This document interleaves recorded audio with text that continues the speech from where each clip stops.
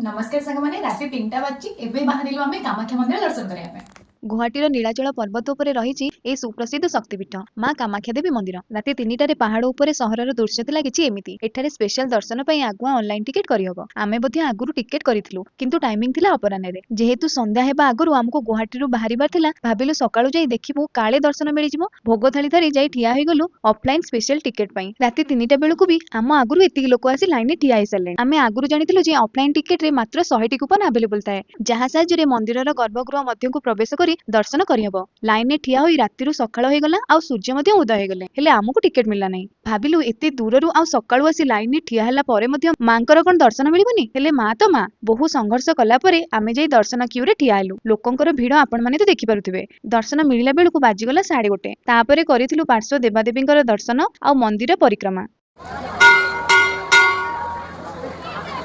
दीर्घ 10 ରୁ 11 घंटा लाइन में ठिया हेलु सिना मांकर दर्शन पाई सबु थका मेंटी गला। मंदिर अगणारे टिके बसी मां को धन्यवाद जणाई फेरी आसिलु। रहिली नमस्कार।